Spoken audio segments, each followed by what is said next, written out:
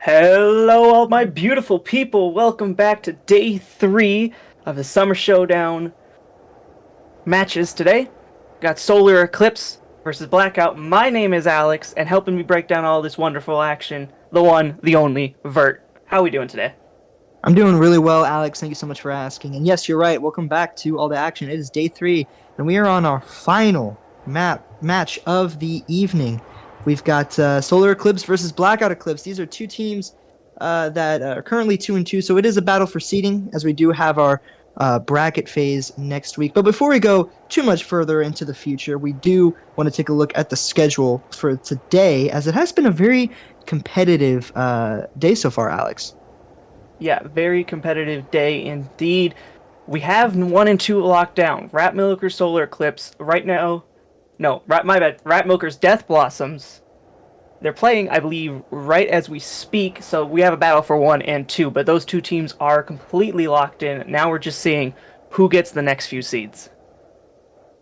Yes. Next few seeds, and that is important because the 1 and 2 seed do get a first round bye. Looking at the leaderboard right now, currently it's a little messed up, but I can break it down for us. Rat Milkers are tied with Death Blossoms 3-1 each. Then it goes Solar and Checkmate tied 2-2, and then we've got Blackout down 1-3 with Cuddle Puddle. So a win here for Blackout could punch them up, as you do not want to be one of the bottom teams that ends up playing one of those higher seeds in the first round. So, lot to look at here as we get into the action. Currently, right now, before we, kind of talk about, I want to talk about some of the moments from the series so far. Um, just the whole, last few days, last few weekends. The first game streamed at 7 o'clock. It was Checkmate versus Blackout. Blackout on fire. Cupid felt like he had a legacy game with Shoreline. And it was just really fun to watch, Alex. What has been one of your favorite matches so far this weekend? I have a feeling I know which one. Like I said before the broadcast, I'm a humble rat milker salesman here. Here, all the quality milk that the rats can give you. You know, I watched the prod like a lot of you guys did. Most of you Mhm. guys were saying 2-0s, easy sweep, so every Mhm. time they take the stage, they show up big. However, Solar Eclipse had their number. I think they went down 2-0 to them. So that was an incredible Mhm. match. Solar Eclipse Yeah, really punching above their weight right now. yeah, and we were talking about it off broadcast. This has been such a weird bracket because we had Checkmate beat Solar 2-1. We had Solar beat Rat Milkers 2-0. We had Rat Milkers beat Checkmate 2-1. And then we had Blackout beat Checkmate 2-2, who lost to Rat Milkers early on this bracket. So it's just been such a really weird uh, wing around the rosy kind of thing that we're going on. But we do know what map and lineups we have thus far. We're going to Oasis, which is Blackout's pick. We did get our first ban from Solar, and it's going to be the Genji. So that's interesting here as we go into Oasis. Yeah, I just do want to remind the audience at home real quick about our bans rules, or I guess you can, as I did just get word that we also banned Diva as well. Interesting bans. yeah, if you want to run, yeah, absolutely. The ban rules is we can get that flipped over because I don't actually know them. No same hero ban. We cannot ban the same role. Teams, whoever gets to ban first is decided by a coin flip. Loser gets to choose the different map ban or the hero ban they want to choose, and the opposite team is going to get whatever is left. So that is the ban system for this game. But let's talk about these bans. Going to Oasis, Genji, Diva. Yeah, very interesting. Solar, knowing that Nar is a very good Genji player, that Leo's a really good Genji player as well, decided to go ahead and just ban that. And then, interesting ban. They banned the Diva. I think Shoreline knows that Dixie likes that tank a lot.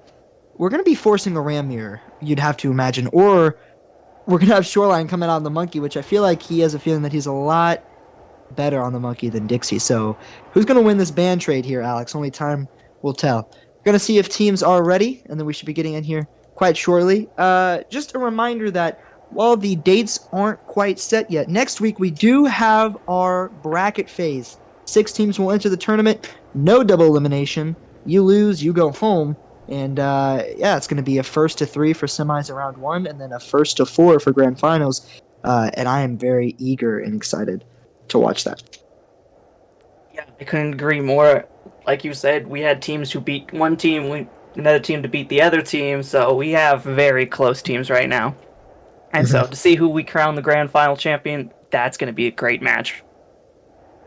Yes, I agree. And I want to talk about, maybe we've had a couple of weeks to get kind of accustomed with the DPS lineup. Cupid, Gnar, it feels like Blackout's just a different team when Cupid when Cupid is in and he's here. But Solar, we've got Bertfield. I feel like this is going to be a key matchup to watch between Bertfield and Cupid. Who do you think has the edge on each other?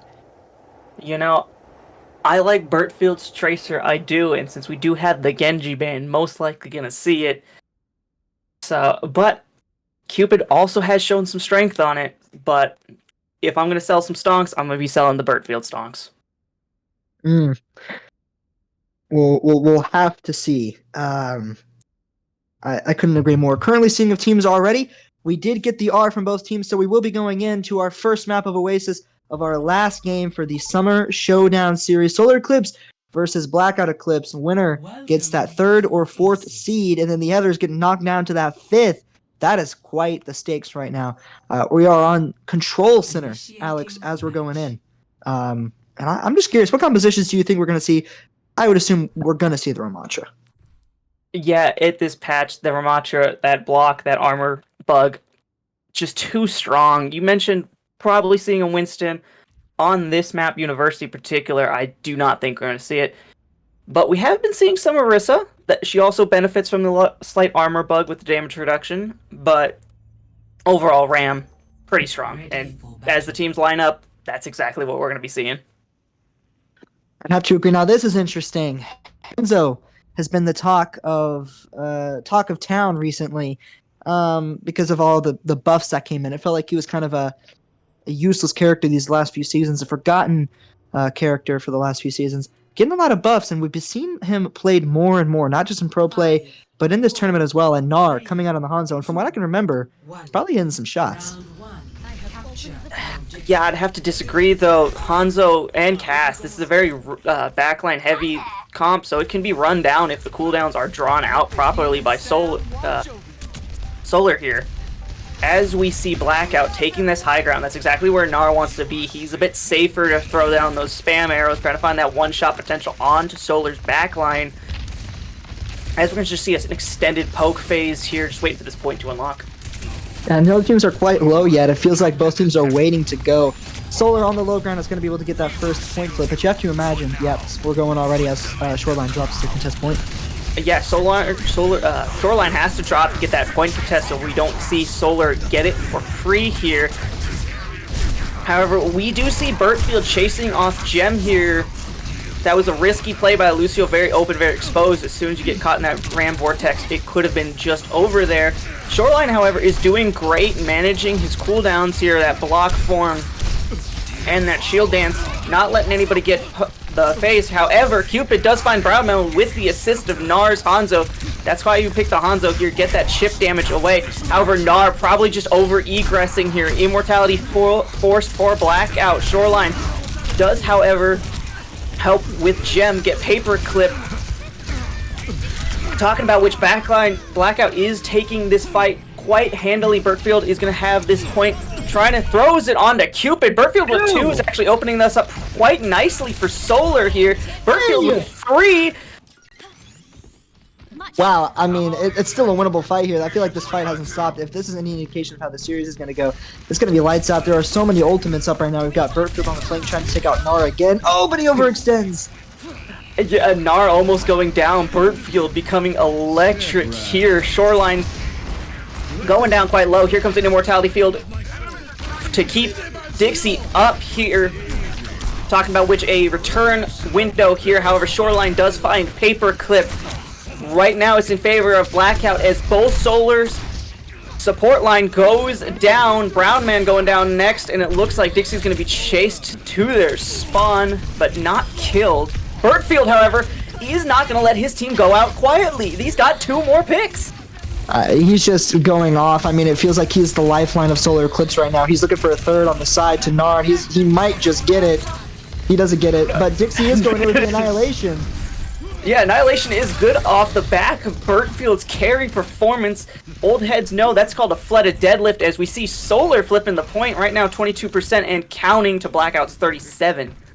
And we talked about it before the stream started. This duel between Cupid and Bertfield is going to be electric all night. I feel like whoever gets more multi-kills is going to win the team the series. As I say that, though, Dixie did go down earlier, did overextend just a little bit, and it allows Blackout to come in and point flip again for like the third time this series. Yeah, talking about which, Dixie taking a lot of damage. However, Bertfield going to be the first one to go down. They do not have that X Factor Solar anymore. Here comes the Dragons, and it's good. It finds Paperclip. Shoreline finding the opposite of Dixie here. Blackout looking in control of it as they take the flip point here, 60% and counting. Yeah, and right now we're just kind of seeing a backline diff on the side of Blackout Eclipse. They're just living more. They're using their cooldowns more wisely. Pretty even across the board, but I will say Paperclip did kind of overextend. And I guess that first fight, it feels like this is the first time we've had a pause between. So I feel like whichever backline lives the longest is going to give the team the most success. As I say that, Brownman getting the kill onto SkyJ to open up this fight. Yeah, absolutely. That's a crucial pick. That's a lot of the Ramatra's healing and sustain as Dixie cleans up Shoreline off that pick. If you're a Blackout fan, that was a tragic pick out. Solar is just going to clean up the rest of the point. 92% for Blackout, 34 and counting for Solar I feel Eclipse. like that was like our official second fight because the first fight just went on for so long, and because it went on for so long and Blackout did an incredible stall job, they got the point up to 92%, and they're leading in crucial ultimates here, Alex. Bertfield's going to have to work some magic with Pulse Bomb here. Yeah, absolutely, but if you're as a player, you want to work some magic, Bertfield has clearly shown that they are that X Factor. As you see, they're switching around. They're looking for that support line. Gonna get pressured out. Dixie, however, is getting pressured down low. Window is forced. Xurius pulled. Bertfield finds that Pulse Bomb we were talking about. Paperclip finds CJ. Shoreline, however, does eventually get Bertfield, but the damage has been done. Solar still in control. Solar is still in control, and that fight went out prolonged, so they are going to be able to get this to 99%. The issue is look at the ultimate bar on the side of Blackout. If they just take their time and they poke, they're going to be leading in a lot of ultimates this fight. We'll have to see who pulls the trigger first. Yeah, absolutely. You need Bertfield to come electric, and that's exactly what they do. They found Gnar. They're still searching for it. They're hunting Cupid. Cupid throws the high noon. Oh! It says Brown Man killed it, but Bertfield was actually the one carrying that one. Talking about which, it's just Shoreline on point. They're going to pop the Annihilation for the stall, hoping their teammates can get back in it. Right now, 90%. It is an overtime for Solar, and Solar's going to take the first point. And just the DPS line for Solar Eclipse coming alive. It felt like Bertfield was always in the kill feed. Brownman coming up clutch when it mattered. And I feel like it's really going to come down to the individual matchups. I feel like these teams are so evenly matched that the individual matchups are going to matter that much more. I did kind of call it. We are going to see a dive swap coming in on the side of Blackout Eclipse. It's going to be hard to keep up because they're both part of the same org here. And of course, we're probably going to see Solar try to force this brawl. Dixie, not known for his Winston, known for the Diva. Blackout, wisely banned it. And I wanted to talk about it, but I didn't get the chance. That last map was definitely a must-win for Solar, considering it was the best for their composition. We are going to see the Sim TP out for the side of Solar. Gonna have to see if they can force this brawl, or if Blackout can take enough angles and just, stuff them out. Yeah, right now I put my eyes on this Tracer duel here. Cupid finally going over to it. Bertfield had basically control of this lobby, deciding who dies and who lives. And as we see, the two Tracers are going to start fighting for point here, as the rest of the team are in a prolonged. However, Bertfield's re is forced. Re is forced indeed, and I mean, we're just seeing a lot of resources cooldown. Shoreline's going to be able to get out, but Jim on the low ground by themselves, pushing out this Tracer, wanting to take the duel. Bertfield's going to clean up on this. Yeah, there's no way. Oh no, Jim! Oh, okay. It was close, it was close. Yeah, Solar right now playing this perfectly. You do not want to take this high ground if you're a brawl tank, because you really can't do too much about it. But setting up behind this center pillar is going to make Blackout forced to do something. They can't just sit around, especially with a dive comp, having this extended poke battle, because it does favor Solar. As you see, we got a hit squad of Bertfield and Paperclip. Paperclip is found, however, and Bertfield kind of in trouble here. 4 people are looking at him. but we've seen him kill people before. And Cupid smells blood in the water, chasing it onto the point, and he's so low, but they're going to get the immortality field. Solar is just keeping the president alive. They know what their win con is, and Brownman hitting shots tonight. Yeah, absolutely. That's a crucial pick. This is going to let Burtfield to go wherever they please. Talking about which finds Gnar, and it's going to be hunting down the back line of Blackout here. Dixie finds Sky J. Shoreline just going to go for a quick reset on the cars, I'm pretty sure. I have a feeling we're going to see a swap here yet. Gnar going over to the Cassidy. Shoreline is probably going to swap over to that Ram, thinking that he can play it better. They only lost by such a slim margin, but now they're behind in so many ults. And we already see Paperclip and Burtfield on that flank. He's going to back out knowing that there's a Cassidy and he wants to respect that duel. Cupid going so far in. Yeah, Cupid going so far in, almost finding Paperclip and almost finding Brownman. However, there's a Tracer diff if I've ever seen one before. Burtfield sticks Cupid with the pulse spawn. High noon for Brownman. Walking forward, only gets Gem here, but that's going to be good. Window is popped by Xerneas, 92% and counting. Gnar finds Brownman here. Shoreline going to head to the point to try to force this overtime, but it might be a little too late here. Tracer of Cupid is going to be last to touch here, and that's going to be the map. You're absolutely right. Yeah, I would love to see if our producer could get the final blow stats, because I feel like Burtfield, just guessing, probably deadlifted that map. I feel like he got the Fleta deadlift. I mean, it just felt like he was always in the kill feed. We've talked about this guy. He's a monster. He's a game changer. He can flip the game on its head. Gnar, we talked about the Hanzo pick. I feel like you'd much rather see Leo Leopard in for that map, as he's traditionally their dive flash as their dive flex DPS. He can play the Echo. He can play the Freya. He can play a lot more dive characters. I feel like if you're Luna, if you're Blackout, you probably want to get that swap back, just because Gnar, traditionally known for his brawl and his Genji, and Genji was banned, Alex. Yeah, a bit of a question mark to keep Gnar in, but we got to talk about this. We were talking about Burtfield, but Cupid. If you're going to have a Tracer 1v1, you need him to come alive to keep Burtfield in check, because if you don't, we saw Burtfield run around unchecked, and that leads to your backline dying. That leads to Gnar having to focus his arrows when he should be throwing it into the brawl tank. So you really hope that Cupid, next map, can come alive here. Yeah, Cupid, very much known for his hit or miss play. Sometimes, most of the time he's hitting, but that map was not one of his hits. I feel like if you're Blackout, you kind of just have to mentally reset, go into next map. Here's the thing, though. They're going to pick King's Row, and they're going to swap Leo for Gnar, and I definitely support that for sure. Don't think Blackout's lost King's Row so far, so definitely a good pick from them as we go into this next point. Yeah, absolutely. King's Row, we were talking about how both these two teams, besides the Tracers, really close on this Ramatra brawl, so I wouldn't be surprised if we're going to see this Ramatra brawl going head-to-head once more. Yes, indeed. And I think I'm having some technical difficulties. Give me 1 second, Alex. Yeah, absolutely. We're just waiting for the teams right now to get their lineups finalized, bans in. So give us just a quick second.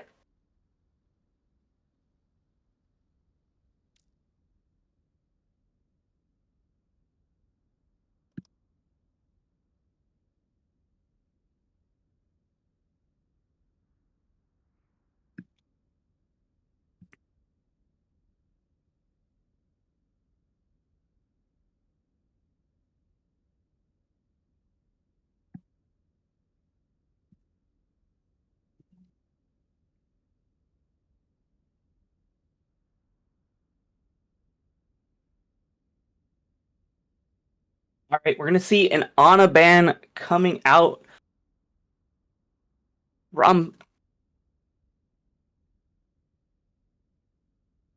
Solar here, my bad. Took me a second to figure out the player's name. Thank you, Evan.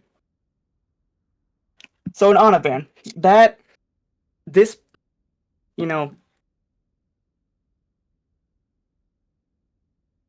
I'm not convinced with this Ana ban. We've seen the dive. It's not been convincing. we do have some great Anas in this league where we've seen the ante come out big, especially on King's Row. You get one that stops the brawl, that stops bait, that you throw it onto the tank, that hard stops anybody from committing until that resource, the ante is cleansed or is doing. And now we're getting another ban here. Blackout bans Tracer, which, if I'm going to be honest, probably a great ban, especially after Burtfield run roughshot over your team that match. So, looking at these bans, I'm going to probably say we're going to see probably a Genji, maybe a Freya here for the hit scans. For the backlines, we're probably going to see another Lucio carry. Lucio carry has been such a tough composition right now. Do so much with the rotations. It can keep the speed and pace up the game. However, if you want to slow that down, and right now, if I'm Blackout, you kind of want to slow it down. You want to get that mental back. You could go with that Baptiste. You could go, maybe something a bit hardier with the Juno on top of that. Haven't seen too much Juno Brig. Brig still gets the benefit from that damage reduction shield block because, we have a small indie dev that can't fix that almost immediately. But we haven't seen too much Juno Brig. That's a real brawl comp. So if I'm going to be predicting it, maybe you're going to see some Lucio Bap, probably some Lucio carry. And of course, for the tank position, probably going to see Ramatra. Neither team really backing down from this one. However,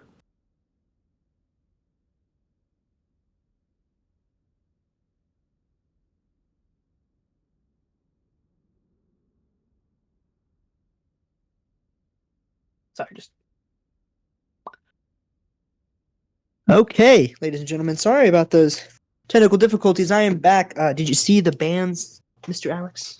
Yeah, we have an Ana Tracer ban. Ana for Solar Blackout banning Burtfield's Tracer. It's talking about that. The Tracer ban makes sense. The Ana one, I could take or leave it. Yeah, I think it's because Solar has seen a couple of streams. Blackouts run the Ana here just a little bit, but Sky J, pretty flexible. He'll rotate around. They just want this Tracer out of the game, which I have to expect. So we got the ready from Solar. We are just waiting for Blackout to give us the heads up, and we'll be right in. But I mean, I did hear from some inside sources, JK. I did hear that Solar ended up losing their game versus Dead Blossom. So this is just an interesting little thing we've got going for us here, Alex. Death Blossoms obviously versus Round Milkers. They're on map 2.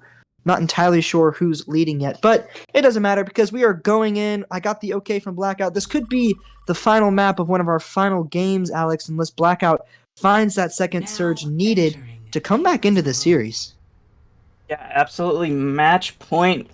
And so far, I'm convinced it's Solar's game to lose. But Blackout takes us to King's Row, Scrim's Row. This was a map that they must feel comfortable with. So let's see if they can dig their heels deep and find a map win on this.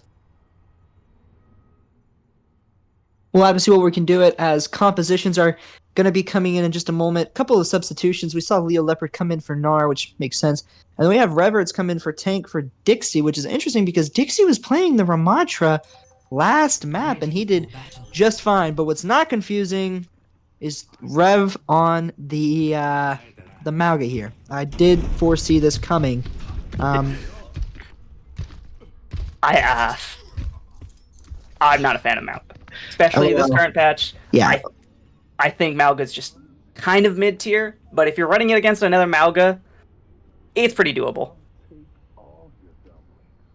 Yeah, for sure. I'm curious to see if we're going to stick on to this Zenyatta. I think we're going to. This is interesting, Alex. We're seeing a poke version of Mauga. Okay, we're swapping. Okay. Yeah, but on the side of Solar, we do have this Beaver comp, so this Mauga is going to be super hardy here. It's going to be up to Burtfield and Brown Man to tag one person and eliminate them from it. Otherwise, this Malga is just going to be an anchor, basically a human wall here. Not going to be able to pass this without getting into either the backline or taking out the DPS. Talking about which Burtfield is already showing up in that kill feed, getting the Widow of Cupid here. As Blackout is making a rotation, talking about which their Baptiste is a little behind. And so right now... So, go ahead. It looks like Solar's just flipping the map. Cupid going to swap over to the Freya, not able to play the Tracer anymore. I was curious about that Tracer ban from Blackout. I know you don't want Burtfield on it, but you're kind of limiting Cupid in the fact that he is a Tracer player at heart. Yeah, we're going to hope to see Cupid actually flex onto something. And this Freya, you know, that's going to do a lot of chip damage here, especially into that Malga. But the question is it going to be enough to break through Beaver comp here? A very sturdy, very hardy comp. It's going to make these fights go on forever. Currently, no one's looking at Cupid. Now, Brown Man is going for that. Cupid is the second one to die on his team, or actually first one to die on his team, second time he's died. Yeah, we're kind of in a stall as Blackout wants to brawl, but they can't down 4v5. And they also can't brawl versus this Malga because he's just going to slam in, and that's what we're seeing. Oh, he canceled it. Okay. That's right now, Solar does not have to do anything. This is all on Blackout to make a move, to make their presence known. But like I've been saying, we have a Blade coming out for Burtfield, going for some slashes, not finding anything just yet, as Verts gets Shoreline here. Gets the Genji, and Burtfield does come alive at the end, finding Gem. But like I said, this Malga that Solar's running is the wall. You know, if we're going to be running this composition, I think I'd actually much rather see the Zenyatta come out, because you could just poke v poke and then just put the orb on the Malga and just make his life miserable. That being said, Burtfield with a huge blade, showing that Genji flexibility. Coming up on a few ults for both teams, but we will be leading the support ult, so you have to imagine that's going to be the go button. Yeah, absolutely. Getting ready for a big tree, but we do have a 6-player with Brown Man. So Bob here. So, right now. Have to see how it works. Yeah, absolutely. However, SkyJ is getting pressured out. We do see the window coming over. Burtfield is down. Gem's going to pop both the beat and the window. Verts is getting pressured down. Big tree inbound just existing. Talking about which Bob finds one. Brown Man is going crazy right now in the kill feed, getting one, not two. Verts eventually finding Shoreline with all these ults popped, however. So we just saw... Yeah, we just saw a pedal flow up on the Bob. I got question marks in the chat from Cupid, not sure what that's about. There is an ult advantage on the side of Blackout here. You do have a lot more ultimates than Solar does, so this is your fight to win here outside of the Malga cage, but you can just Annihilation in that and blow it up, probably make it useless. Gem, you gotta stay alive in that final fight, just getting a little too eager, gets picked off by the Bob. That's devastating. Burtfield finding the opposite number on the Genji, and they had the blade ready here. Here comes the Bolo shot. Does find good on Burtfield, however, here comes the cage. Both these tanks are going to be super healthy here. But Shoreline actually is going to lose that momentum trade here as we're talking about that. Verts in a difficult situation. However, the entire backline is up. Here comes the blade. Shoreline does get Verts eventually.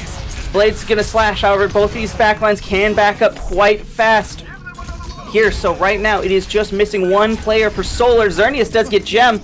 However, Blackout does get that point capture. Yeah, and we're seeing some bags coming out on both sides of the team, on both sides of teams, because they are sister teams to each other. They do play against each other. I think Rev ended up teabagging Cupid, which is why the question marks came out, and Cupid ended up just teabagging on Rev's body there. So definitely a lot of fun banter going back and forth. They did have to expend a lot of ults to come out on it. They are not going to be coming up on the beat in time that Burtfield has this blade. Xerneas will have this window soon, and Paperclip will have this tree. The Beaver comp proving to actually have some use here, Alex, as we go into the second point. Yeah, Beaver comp, like I've been saying, very sustainable. Malga's this wall here, and Burtfield, you can see him setting up on this window. He has to deal with 2 players just on top of him, but he wants this blade. He's looking for this opening. Looking for anything, but it's just a giant poke battle as Leo's trying to get around. The Malga here, just the sustain is just unreal. Brownman is low as Cupid finds the opening pick.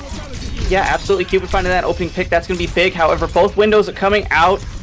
Again, just trying to get as much deflect damage in as possible.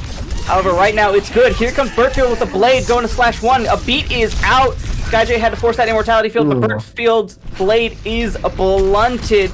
Right now, Vert getting pulled, not to find too much damage on there, so it's still very sustainable if they hold this corner. Here comes a tree coming out. There's going to be a lot of healing going in. That's an interesting ult, you know, still thinking that they can win this here, and we're not pushing point. We are not pushing point, Alex. Oh, we are not looking for this kill. Pushing point. It was a beautiful beat from Jim to negate the blade, and then they ended up booping Burtfield into the slow of Shoreline, so it was huge there.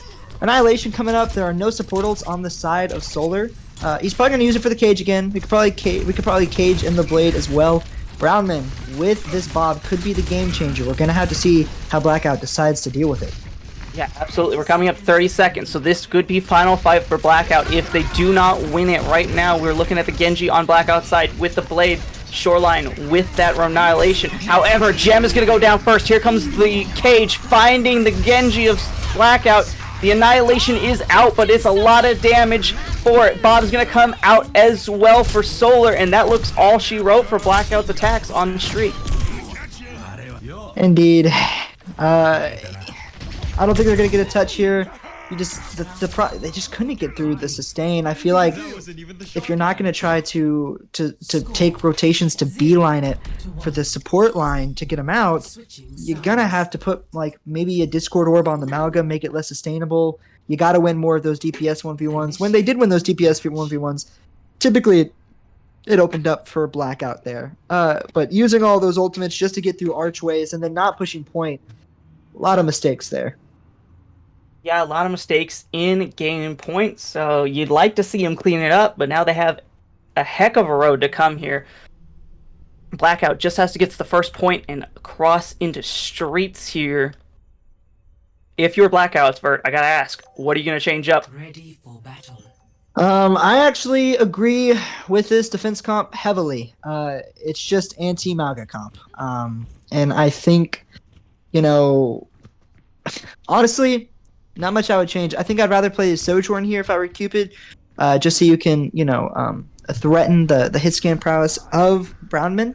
So that's what I would end up doing if it were that. Yeah, we're going to see a swap over here. Jim going over the BAP, SkyJ on the Zen. They're just playing anti-Malga, which I think that's what you got to do. You got to get mental morale. You know, you got to get it going. My only worry, however, is Burtfield's Genji and that Zen. Burtfield has not been shut down, and when it has, you know, that's when Blackout was able to get the momentum going, but running that Zen into Burtfield's Genji is gonna be question marks here.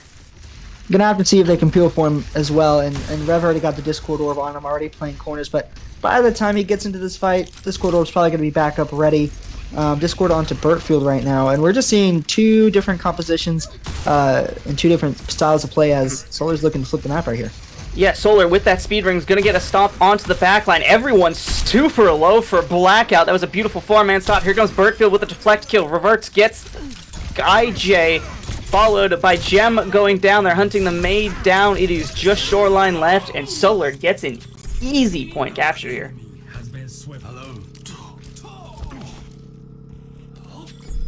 Yeah, just pretty easy here. We're going to see some swaps. Guy J over to the Juno. They want to play more of a brawl, more sustain. They don't want to be so squishy versus the Malga, which I agree with. But you got a looming 5-minute hold in front of you. You're gonna have to rotate your ultimates well and just try to shut down Burtfield as best you can. Yeah, dig deep. Sky J almost overextended one shot. Never mind. Brownman finishes off Burtfield's seconds. However, the May on Blackout is going insane, finding not one but two. Here comes Shoreline getting Burtfield, and Blackout is getting their first hold. Yeah, first hold. Love to see it, and that's just a peek into the strats that we're looking at. Just gonna have to make sure we live the headshots of this Widowmaker. Yeah, absolutely. They got to start marking this Widowmaker, and that's going to be kind of difficult because the only one who really can is going to be Shoreline or Leopold here. We're going to see the corner starting to round.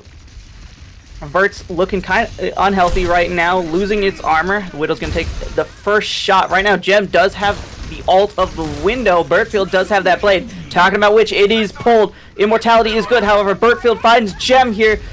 Finds the Mei. Finds the Reaper of Cupid. Will they find a fourth here? They do. Bertfield coming alive. Yeah, Shoreline making a heads-up play, realizing that fight is lost just to die on point. It is going to be a big stagger. However, I don't know if he's going to be able to make it back in time to touch, as they have 3 on point right now and a lot of ultimates coming up. I think they're going to stuff this, and I can't imagine we see another touch on the side of Solar here unless Cupid gets it, but they have to wait for sights.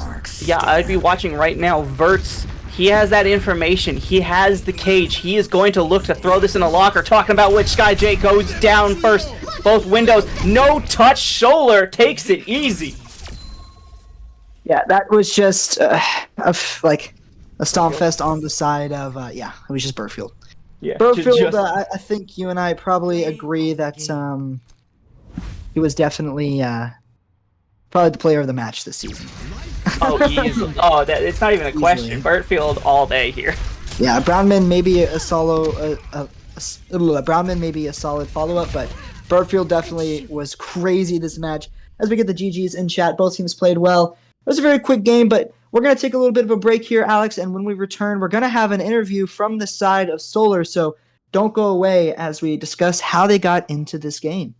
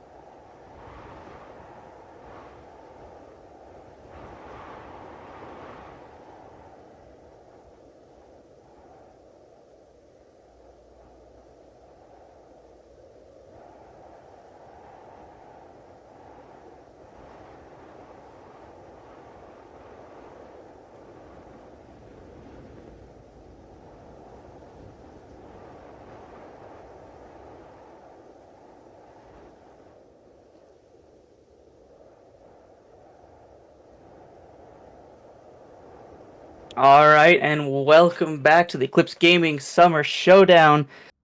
We're talking about the player of the game, Vert, and I can't say it's anybody else but Bertfield. So this guy was just free to do whatever he wanted. So if you want to break it down, you can.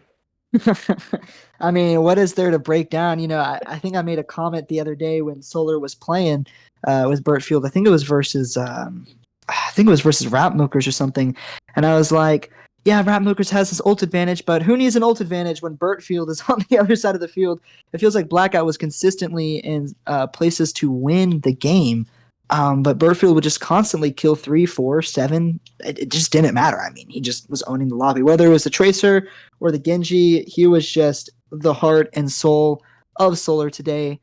Very excited to see how far he can take this team, how well they can play. But I mean, also, we don't have to pretend like Solar. You mentioned it off stream. It might have just been a team def. So, Xerneas and Paperclip really, kicking it into a second gear that map.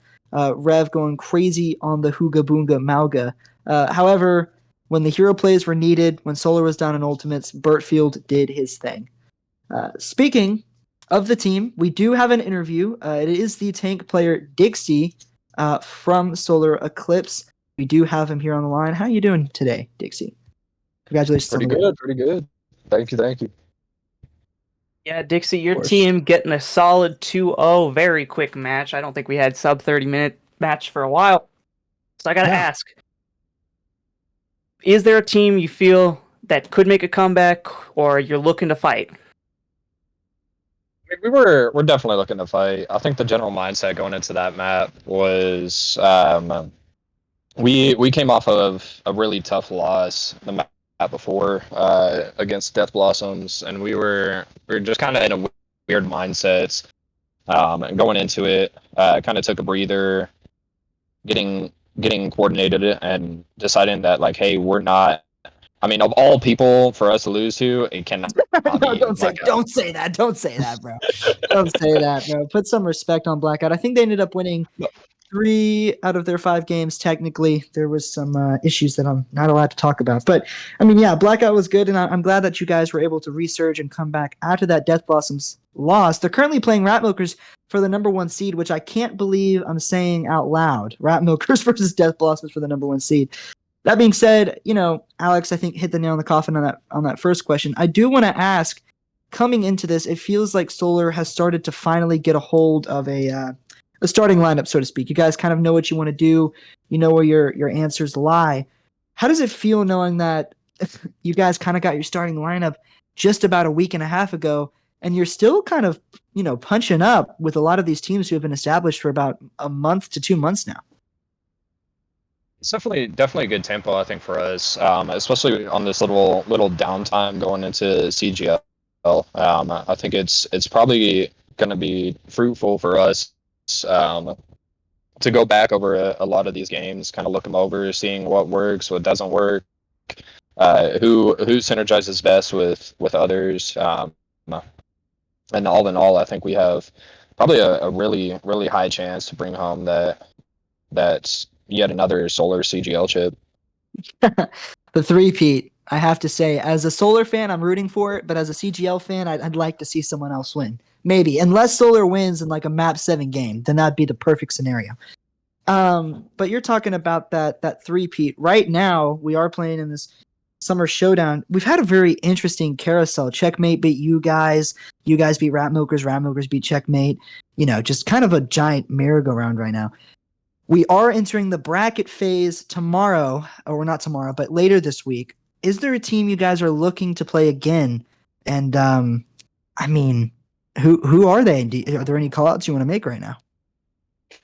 I think we're probably trying to relive that Solar versus Checkmate matchup. The first one was extremely close. Granted, we were down myself for that matchup, and I think that kind of messed with our comps a little bit. I mean, regardless, shout out Rev. When he's needed to step up, he most certainly does. But I think if we want to face Checkmate with the full roster. Agreed. And hopefully you guys will be able to do that with the scheduled times next week for our bracket phase. But I think we have one last question from Alex here, so I'm going to quit yapping because I feel like I could do that all day. Yeah, so we've been glazing your front line. We've seen Burtfield go off and the DPS go off. What would you say is probably your weakest link, and what are you guys doing to, remedy that right now? Hey, I don't think I can speak towards the weakest link. I know that a lot of the teams have been peeping the Twitch streams and looking to gain any information they can. So a little bit of a deflection. We will be working on what we believe is our weakest link, and hopefully by the time that next weekend rolls around, we should see Solar take it all. Yeah. Well, I gotta say, I love the confidence and holding your cards close. Have to, I think that's a good decision there. Well, that is all from Dixie today. So thank you so much for joining us, and good luck in the bracket phase that we'll be entering next week. Thank you, guys. My pleasure. Well, Alex, that was our last game streamed of this round robin. It has been a huge pleasure casting alongside you.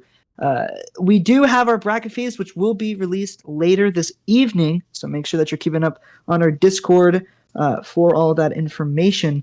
But very excited for that Solar win. Very hopeful for Blackout to turn it around. And we'll see what happens as we go into next week. This is Avert signing off. We'll see you next stream. Thank you, Alex. Yeah, bye-bye.